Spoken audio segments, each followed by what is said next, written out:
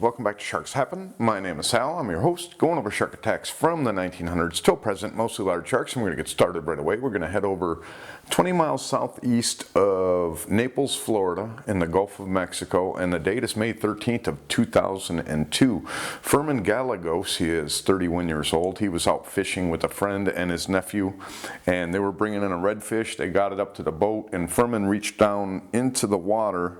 No time on this. He got into shore at about 6:30, so sometime before 6:30 in the evening, he reached down to get this redfish up into the water, and when he reached down in, a shark came up and bit him in the arm. He had a deep gash, I guess it was 4 inches wide. Gashed into his arm. He was taken in. He had to get stitches. It didn't get down to the bone, did no nerve or bone damage to him, so all he needed was the stitches to get that thing closed back up on him. He was saying it was a 7 to 8 foot long shark. You know, could be any kind of shark really, and the fact he didn't say anything means that it wasn't a hammerhead, so you know, who knows what it was. Bull shark, a sandbar shark. There's all kinds of sharks out there after the fish that we catch, especially down in Florida lately. I'd say the last 6 years have been really bad with sharks taking the fish, especially the tuna at the hump where we go off Isla Mirada. So that's our story of Fermin Gallegos, an attack, and it's actually not even an attack. I consider this an accidental bite. Same thing when you're swimming with seals and you get bitten. You know, you can't get out of the way, you're bitten. Well, the shark's going out there feeding. It's trying to bite something, and it bites you because you're in the area. That's an accident. That's not a mistaken identity. It doesn't think you're a seal. It didn't think he was a fish. It was after that fish, and they accidentally bit him in the arm. So put it down as not even an attack. We're not going to cover this. Okay, now we head over to Sydney Harbor. This attack happened 6 miles west of the Sydney Harbor Bridge. The date is February 7th of 2002. Paul McNamara.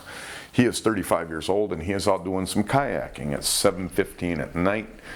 He's about 20 yards from a navigational buoy. So there's a buoy right by him that, you know, ships use to navigate around. So he's got a navigational buoy about 20 yards from him, and a shark comes up and bites his kayak, flipping it over in the process. So now he's in the water, and he is bumped in the chest hard.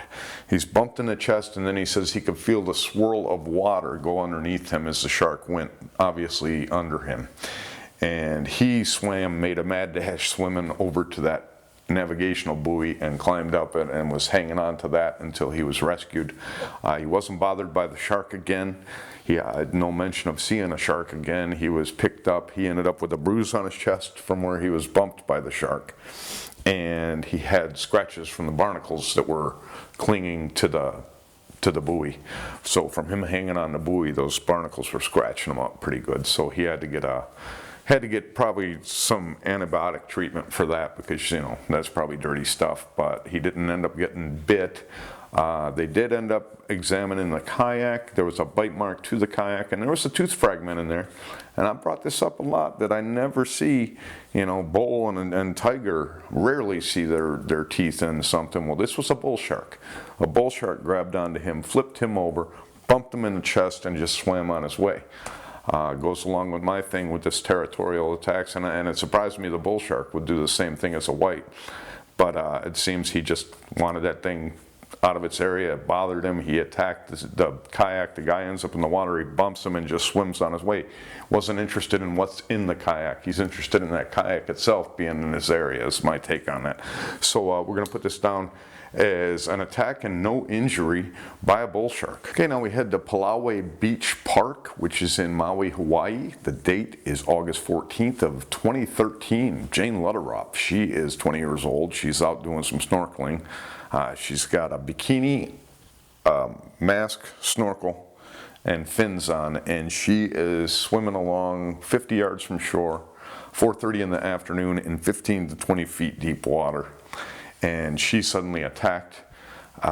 There's a gentleman nearby named Mr. Moore, Rick Moore, I believe his name is, but Mr. Moore, 57 years old, I believe it is. He swims out to get her. He is a teacher, phys ed teacher, I believe it is, and he swims out and gets her. She was laying, I believe, on her back, and he grabbed onto her and had her bite with her good arm. One of her arms is ripped off, and she has a bite to a foot.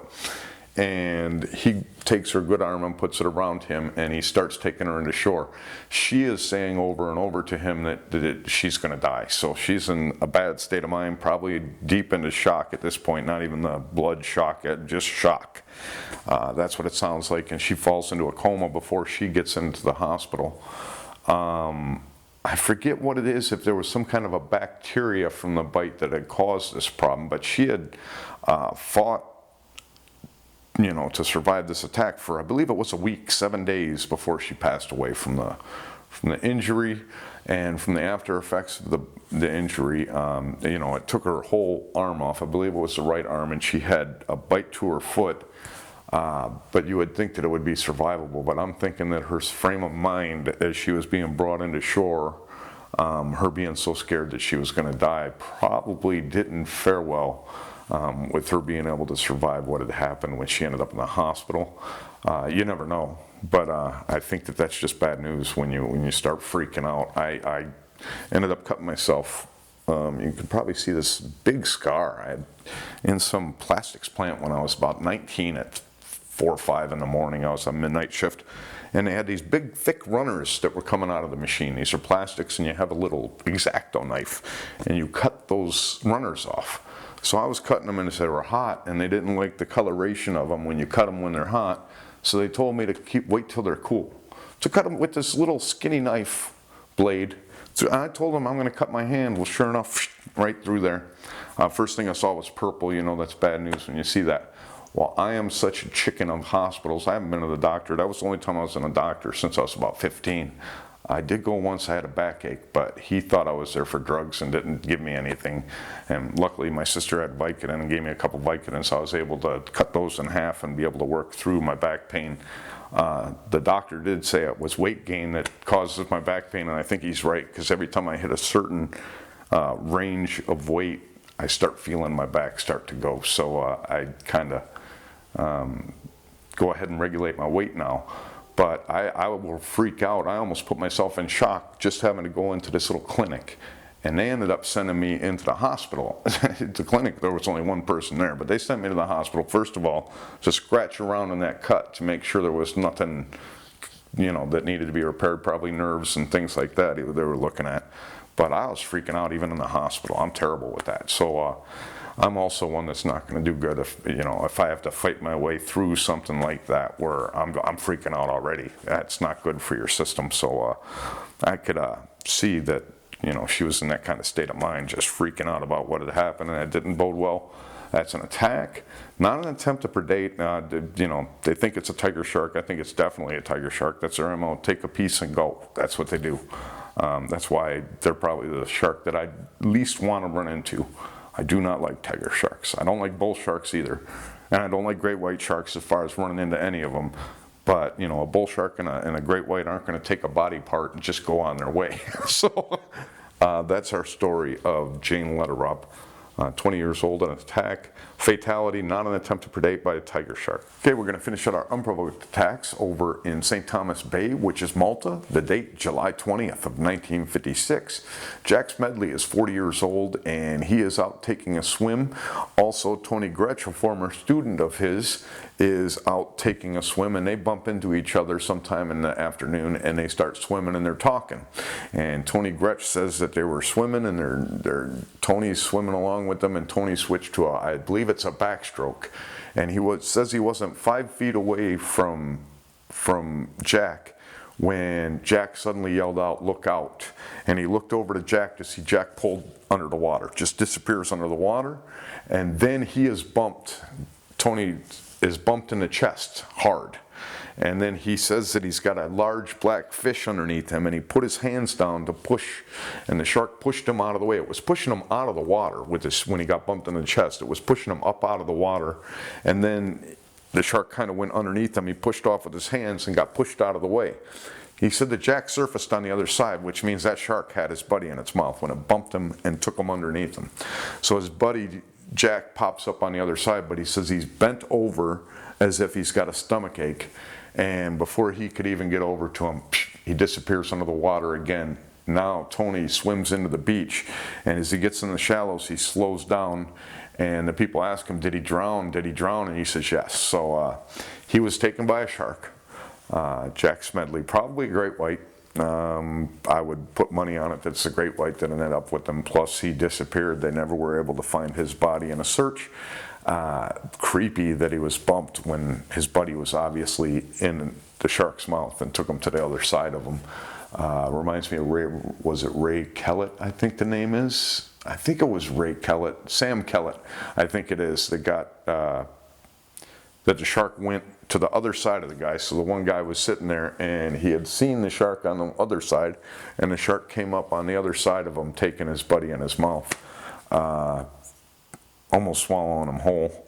And that reminds me of that. When the shark swims under you, that's just creepy. It's creepy to hear about these people feeling the swirl of water when it's swimming under you and everything like that. But the fact that you're bumped and then you're not thinking about it, but I'm thinking about it. That shark had that guy in his mouth and released him when he got to the other side before he came back and took him away. Who knows what injury had been over like that? Could be a leg that was removed. You know, it could be one of those massive, gross innards attacks where it bites you in the stomach type thing, and it just doesn't sound good anyway. But they never did find Mr. Smedley's body, so Jack Smedley will go down as an attack, an attempt to predate by a great white shark. Okay, now before we finish off our show with what were you thinking, got a couple things to go over. The first thing is going to be the merch. We have merch finally. You have to go to sharkshappen.com, and on that page you'll find the store. It'll say shop on the left in a menu, or on a menu you can hit shop. You can scroll down. I think you can get there a couple different ways. There's shirts. There's the two shirts I had on. There's a white shirt, there's a black shirt for the women, and then there's some pens and a hat, black hat that I have. So that's the merch we have up. It's at sharkshappen.com. You can just go there and order and get yourself some merch. Get yourself some shirts, hats, pens.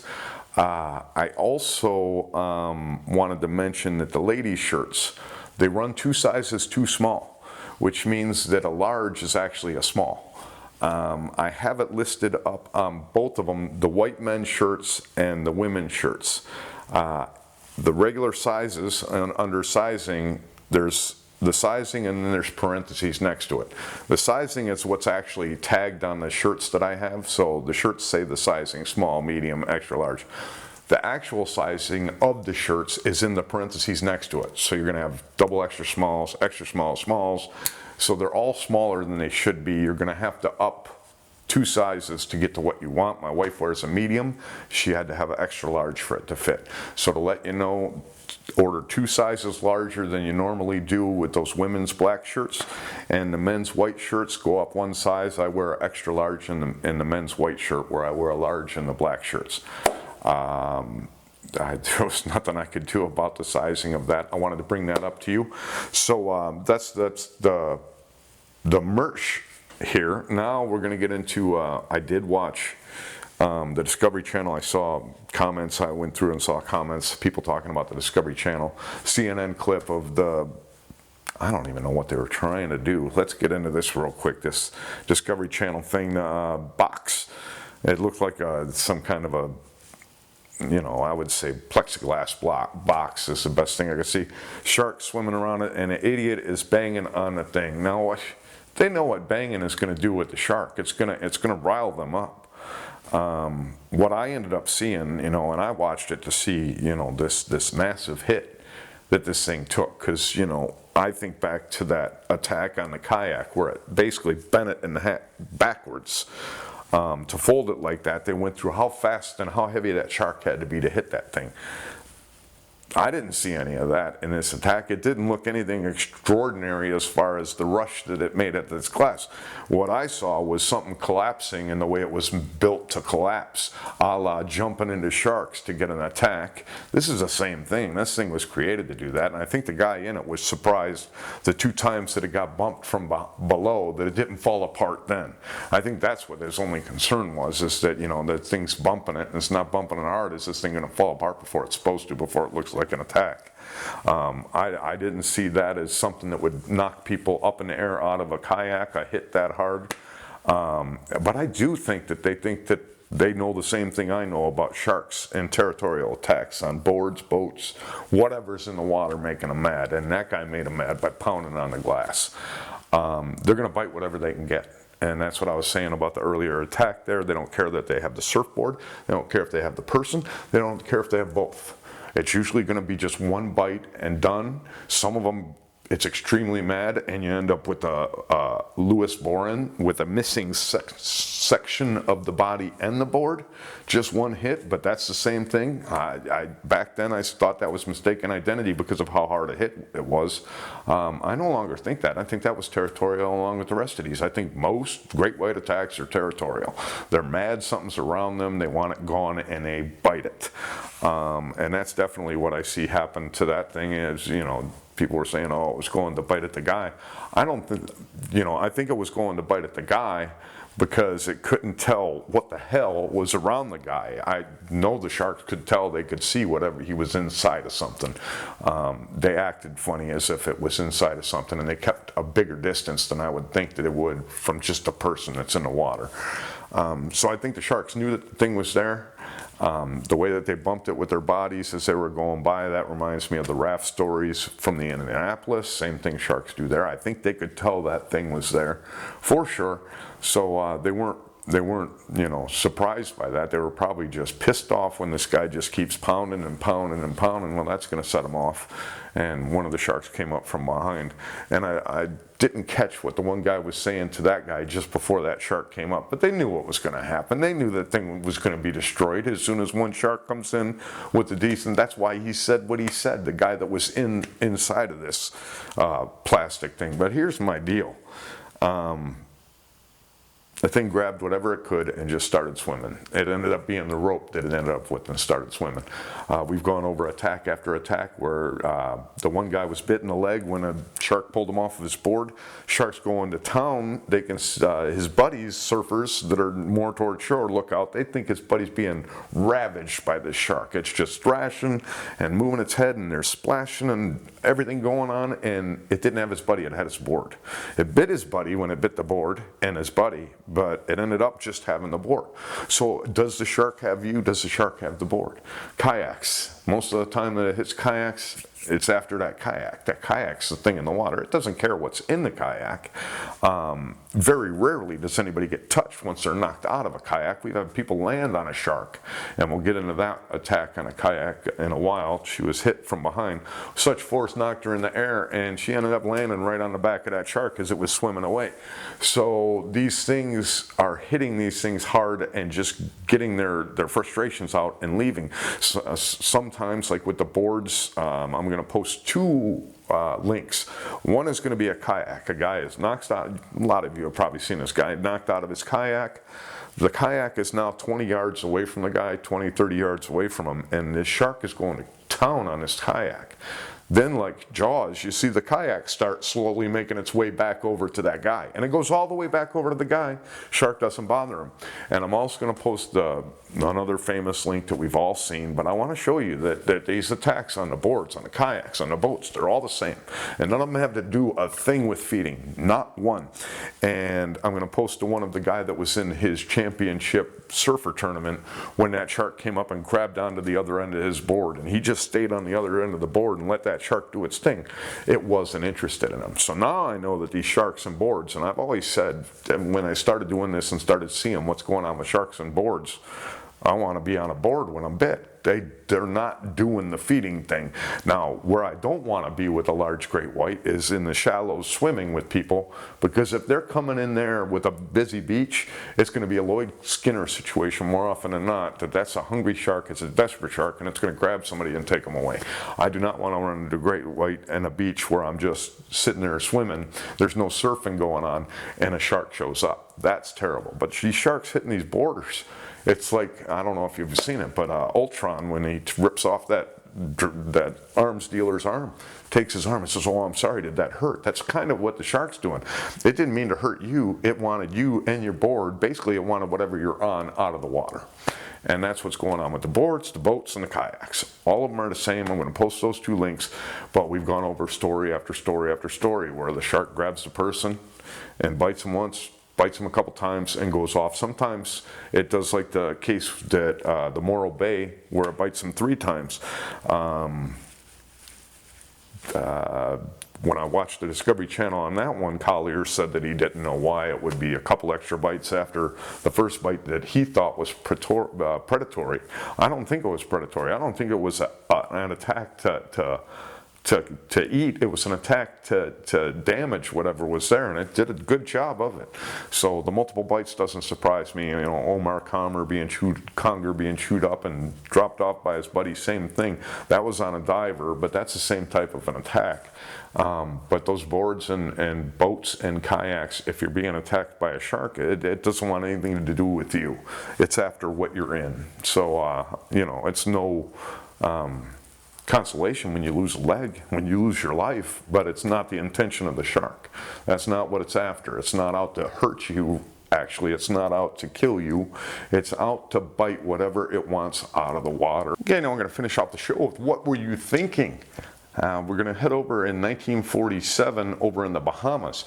Bill Whitman, he was a producer, underwater film producer from Miami. He's over at this beach over in the Bahamas, and he and another diver, it sounds like they're swimming around, probably filming, and a 5-foot shark swims up. And Bill Whitman decides, now I've seen that he decided he was going to fight the shark. I've seen others say that he rode the shark, but either way, he either tried to fight the shark or he tried to ride the shark, and the shark won because it turned and bit him in the arm, and it bit him pretty good, bit him, I think, down to the bone. It was a deep bite. So he was taken in and got stitches for his wounds. But you know, what are you thinking? You're gonna see a shark and you think you're gonna you know, one, ride it, which is just stupid, like these wranglers, these shark wranglers they call themselves, or 2, fight the shark, like that guy that had the shark in the net. But this was a large shark that this guy did that. It was what were you thinking? Maybe, yeah, I think it was the year. What were you thinking? Probably 30, 40 shows ago, where the net, they pulled up the net, 12-foot shark is still alive in there, and the guy jumps in to try to kill the shark with maybe a knife. You know, he's trying to kill the shark himself, and he ended up bitten badly. I'm not sure if that was fatal. I think that one might have been fatal, but why are you messing with sharks, man? It's not 1930, it's not 1910, and you don't know that sharks are interested in biting people like back in those times where they were like, oh yeah, the sharks, they have teeth, and they have this other thing, but you know, good thing they're not out for people.